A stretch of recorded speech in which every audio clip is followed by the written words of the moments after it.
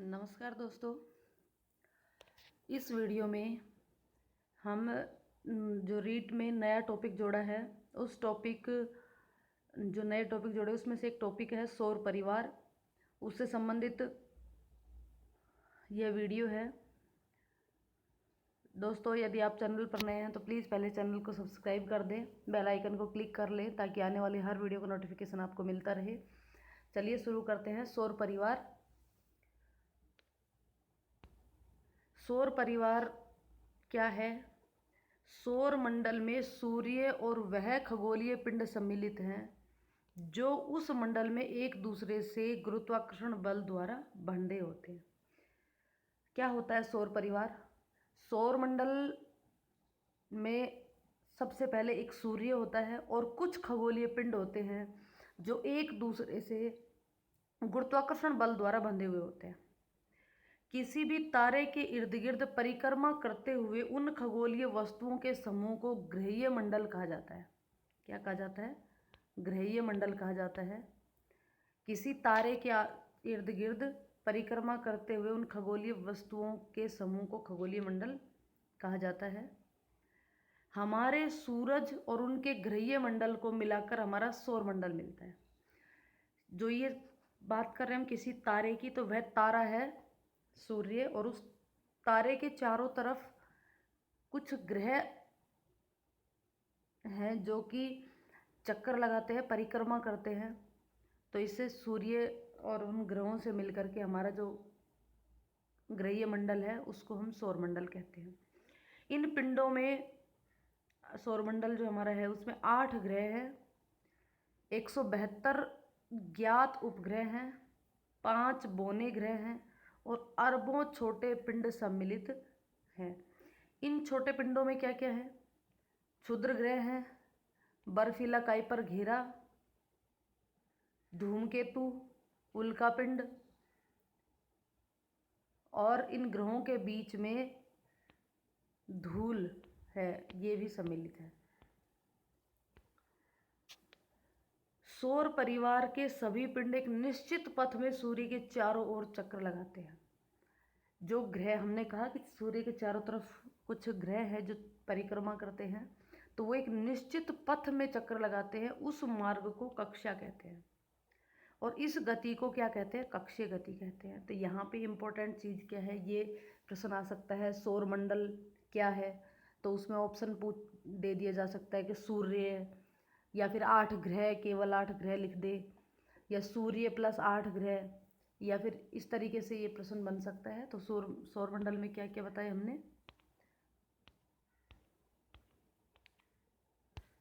हमने कहा कि जो सूर्य के चारों तरफ पिंड है उनमें 8 तो ग्रह हैं,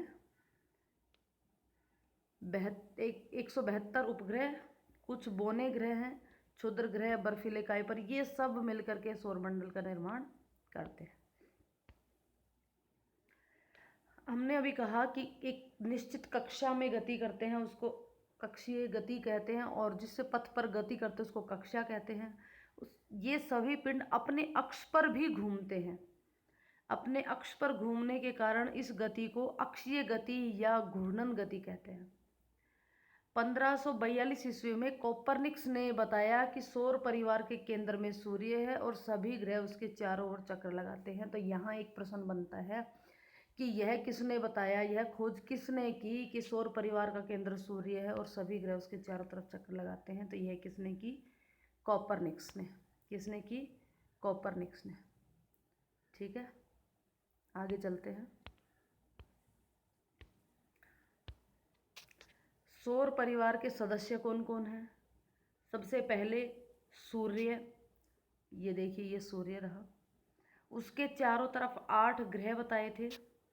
ये 8 ग्रह हैं, 1 2 3 4 5 6 7 8। उसके बाद उपग्रह, सैटेलाइट, ज्ञात उपग्रह हैं 172, कुछ क्षुद्र ग्रह भी हैं, एस्ट्रॉयड, कुछ धूमकेतु हैं, कामेट्स, उल्कापिंड, मेटेरॉयड, और धूल के कण और गैसी, ये सौर परिवार के सदस्य हैं। अब सूर्य के बारे में बात करते हैं। देखिए, ये हमारा सूर्य है।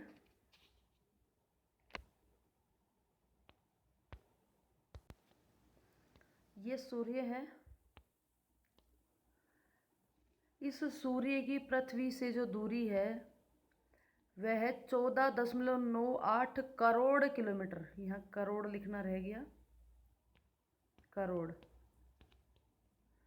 14.98 करोड़ किलोमीटर है, जिसे एक खगोलीय इकाई कहते हैं। एक खगोलीय इकाई क्या है? पृथ्वी से सूर्य की दूरी एक खगोलीय इकाई है, जो कि 14.98 करोड़ किलोमीटर है। सूर्य को सौरमंडल का जनक तारा या आधार या सौर परिवार का जनक तारा भी कहते हैं। सूर्य के प्रकाश का वेग कितना है? तो सूर्य के प्रकाश का वेग है 3 × 10⁸ मीटर पर सेकेंड। सूर्य के प्रकाश को पृथ्वी तक पहुंचने में औसतन कितना समय लगता है? तो सूर्य के प्रकाश को पृथ्वी तक पहुंचने में औसतन 8 मिनट 18 सेकेंड लगते हैं। 8 मिनट 18 सेकेंड लगते हैं सूर्य के प्रकाश को पृथ्वी तक पहुंचने में। 8 मिनट 18 सेकेंड लगते हैं।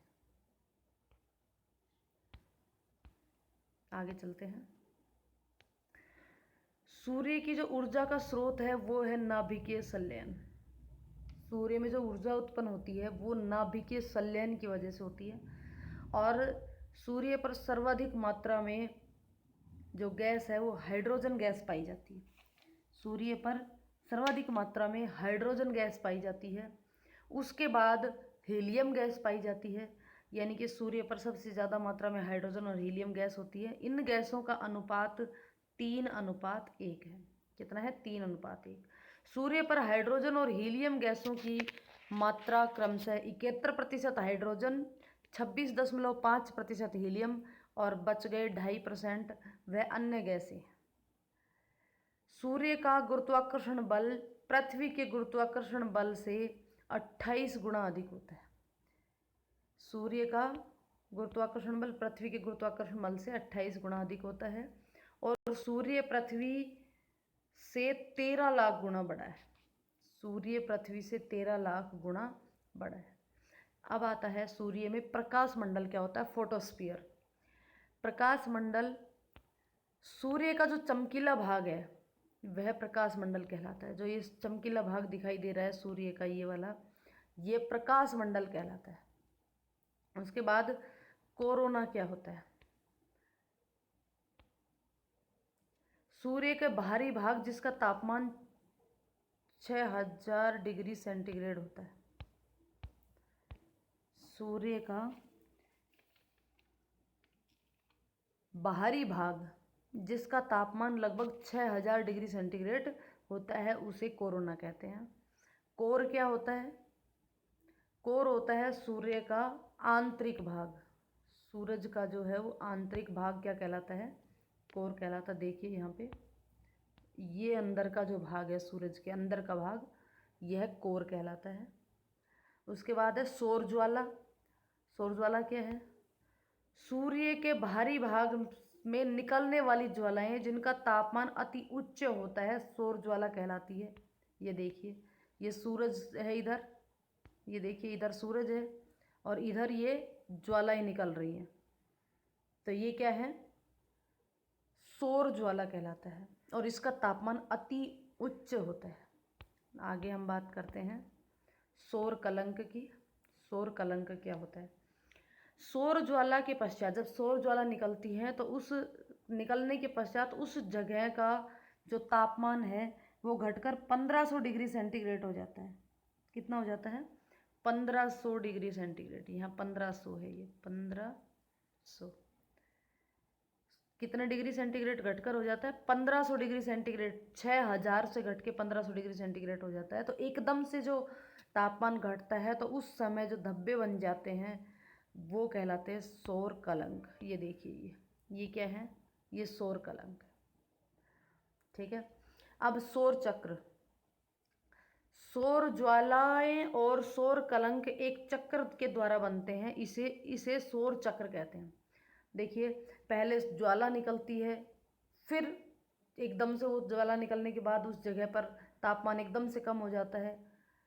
तो ये चक्र कंटिन्यू चलता रहता है, इसे सौर चक्र कहते हैं। और यह चक्र 22 सालों में पूरा होता है, 22 वर्षों में पूरा होता है। इधर देखिए, पहले ये देखिए, यहाँ सौर ज्वालाएं निकल रही थी, फिर सौर ज्वालाओं के निकलने के बाद यहाँ सौर कलंक बनता है। तो ये इसके बाद ये जब आता है तो यह क्या कहलाता है, सौर चक्र कहलाता है पूरा।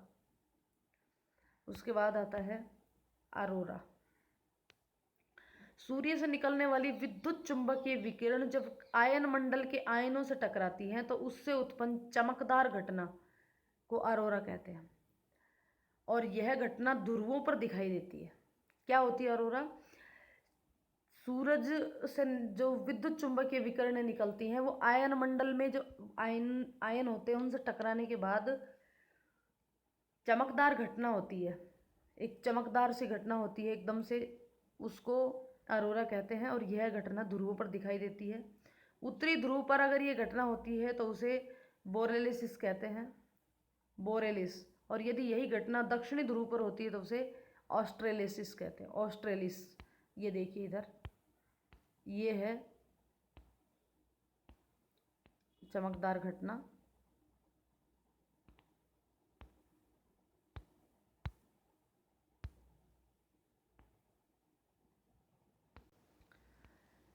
ये देखिए, ये क्या है, ये अरोरा है।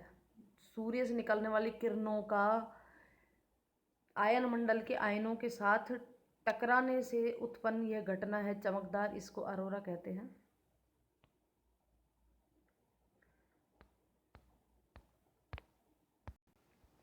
नेक्स्ट है सौर पवन। सौर पवन क्या होती है?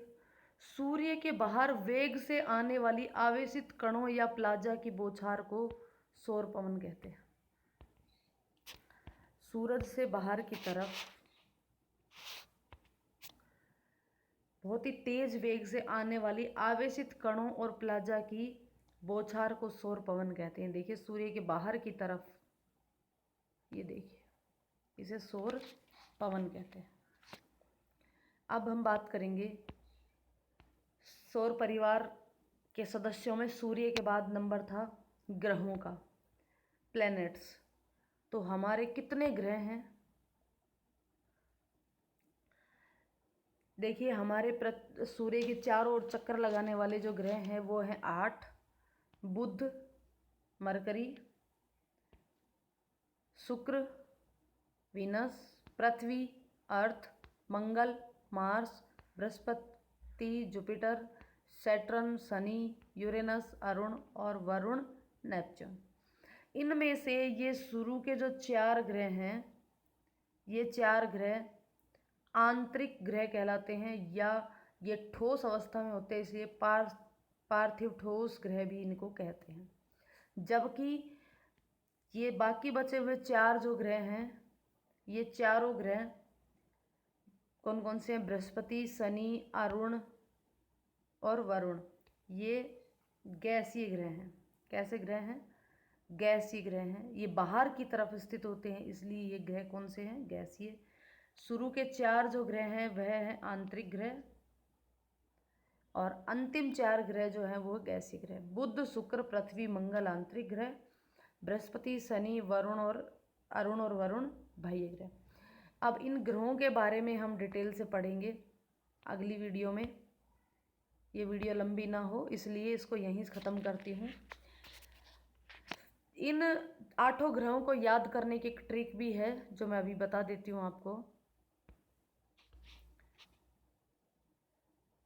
यदि हिंदी में इनको याद रखना है तो इसको इस तरीके से याद रख सकते हैं। बुध शुक्र राखिए पृथ्वी पर मंगल, गुरु शनि ऐसे हों जैसे अरुण और वरुण। बुध शुक्र राखिए पृथ्वी पर मंगल, गुरु शनि ऐसे हों जैसे अरुण और वरुण। ये तो हिंदी का हो गया। अगर यदि इंग्लिश में याद रखना हो तो इसकी ट्रिक है, माई वेरी मैरी, मरकरी से माई, वीनस से वेरी, अर्थ से एजुकेटेड, मार्स से मदर। माई वेरी एजुकेटेड मदर, जुपिटर से जस्ट, सैटर्न से सर्व, यूरेनस से अस और नेपच्यून से नमकीन। तो बन गया my very educated mother just serve us namkeen. My very educated mother just serve us namkeen. तो ये इसके याद रखने के ट्रिक हैं। अगली वीडियो में हम इन ग्रहों के बारे में बात करेंगे। दोस्तों, यदि वीडियो पसंद आई हो तो इसे लाइक और शेयर करें, और यदि चैनल पर नए हैं तो प्लीज़ चैनल को सब्सक्राइब करें, बेल आइकन को क्लिक कर दें। वीडियो देखने के लिए बहुत बहुत धन्यवाद।